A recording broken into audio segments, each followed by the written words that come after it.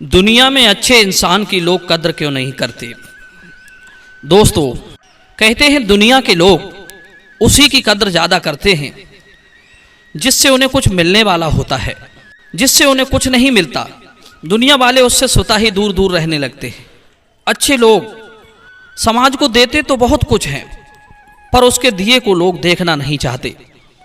लोग तो उन्हें ही देखते हैं जो उनकी तत्काल जरूरत को पूरा करते हों। ये कहानी है एक अच्छे इंसान की। किसी शहर के राजा की एक बहुत अच्छी आदत थी। वो अक्सर वेश बदलकर अपनी प्रजा के लोगों में घूमा करता था ताकि वो लोगों का दुख समझ सके। वो ये देख सके कि कोई हमारा अधिकारी कर्मचारी प्रजा के लोगों से रिश्वत तो नहीं ले रहा है, कोई किसी को बेवजह परेशान तो नहीं कर रहा है, कोई अपराधी अपराध तो नहीं कर रहा है। राजा के इस प्रकार घूमने से चोर लुटेरे डाकुओं में भय का माहौल बना हुआ था। अपराध करने से पहले अपराधी 10 बार सोचते थे। एक बार राजा अपने मंत्री के साथ वेश बदलकर शहर में घूम रहे थे। घूमते घूमते वे शहर से बाहर एक बाजार में जा पहुंचे। बाजार में लोगों की काफी भीड़ थी। उसी भीड़ में राजा ने देखा कि एक पुरुष जमीन पर पड़ा हुआ था। लोग उसको अनदेखा करके आ जा रहे थे। राजा ने उस आदमी को हिलाकर देखा, उसे टटोल कर देखा तो पता चला कि वो तो मर चुका है।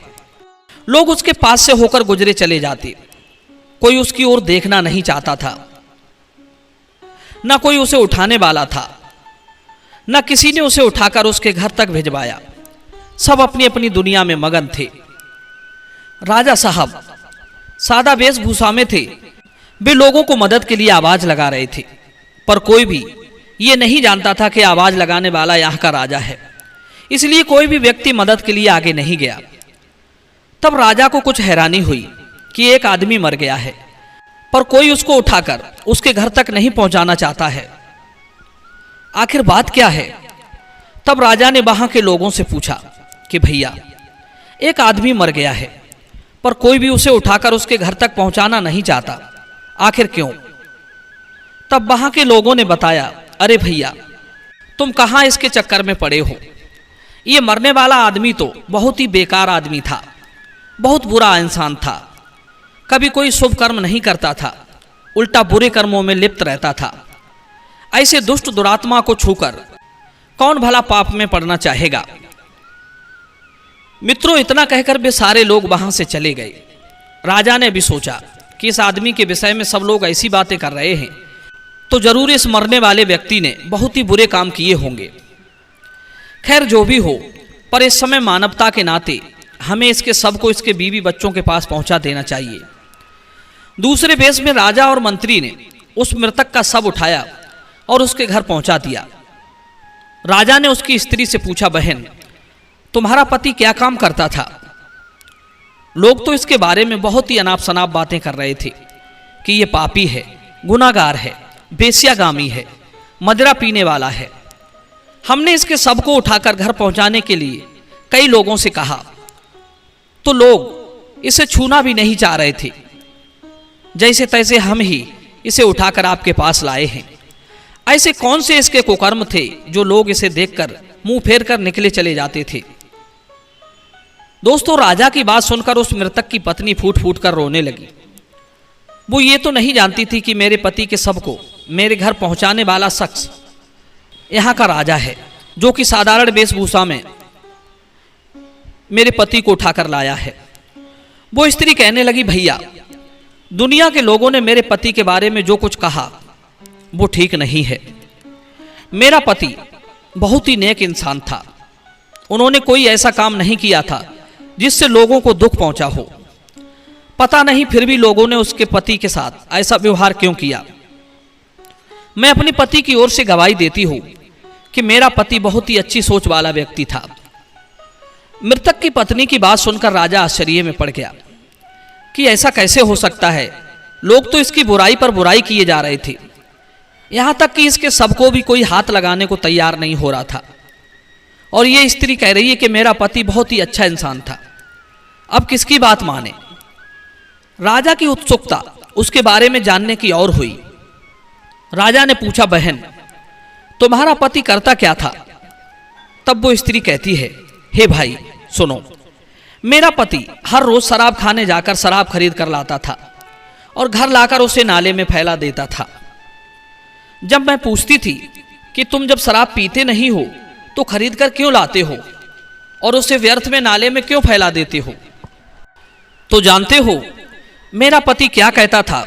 वो कहता था कि आज मैं खाने से ये शराब लाकर नाले में उड़ेल दी, कम से कम कुछ तो गुनाहों का बोझ इंसानों से कम हो गया। किसी के हिस्से की शराब मैंने खरीद कर नाली में फैला दी। सोचो, ये अगर कोई पीता तो वो क्या क्या पाप करता। उसके बाद मेरा पति पैसे लेकर बेश्या के कोठे पर जाता और उसे एक रात के पूरे पैसे देकर उससे कहता कि आज की कीमत तो मैंने तुम्हारी चुका दी, अब तू अपने कोठे का दरवाजा बंद करके चुपचाप सो जा, आज तेरे पास कोई भी नहीं आना चाहिए। बेश्या को पूरे पैसे देकर मेरा पति उससे बिना मिले घर लौट आता था और घर आकर मुझसे कहता था कि आज मैंने किसी नौजवान को बेश्या का संग करने से बचा दिया। मेरा पति रोजाना बेश्या के कोठे पर जाता था, शराब खाने जाता था, पर उसके जाने का उद्देश्य स्वयं के लिए कभी नहीं था। वो तो औरों की जिंदगी बचाने के लिए ऐसा करता था। लोगों को यही लगता था कि मेरा पति बेश्यागामी है, मांस मदिरा का सेवन करने वाला है। मैंने अपने पति को बहुत समझाया कि देखो, दुनिया वालों को क्या पता कि तुम क्या करते हो, उनकी नज़र में तुम बहुत ही बुरे इंसान हो। याद रखना, तुम्हारे इन्हीं कर्मों की वजह से एक दिन जब तुम मरोगे तो लोग तुम्हें नहलाने तक नहीं आएंगे, कोई तुम्हारी अर्थी को कंधा देने के लिए भी नहीं आएगा। तब वो मुझसे हंसते हुए कहते थे कि तुम परेशान मत हो, मेरे इन नेक कामों की वजह से दुनिया वाले भले ही मुझे कंधा देने के लिए ना आए, पर तुम देखना, एक दिन मेरी अर्थी को कंधा देने के लिए यहाँ का राजा स्वयं चल कर आएगा। दोस्तों, उस स्त्री के मुख से उस मृतक के बारे में जानकर राजा और मंत्री दोनों रो पड़े। उनकी आंखें भर आईं, गला रुंध आया। मन में सोचने लगे कि हम कल इस महान आत्मा को नहला धुलाकर इसकी अर्थी को कंधा देंगे और इसका धूमधाम से अंतिम संस्कार करेंगे। मित्रों, अगले दिन राजा ने राजाशाही तरीके से उस नेक इंसान का अंतिम संस्कार कराया। उसके अंतिम संस्कार में पूरे शहर के लोग शामिल हुए। किसी को उसके रास्ते से मत आंकिए।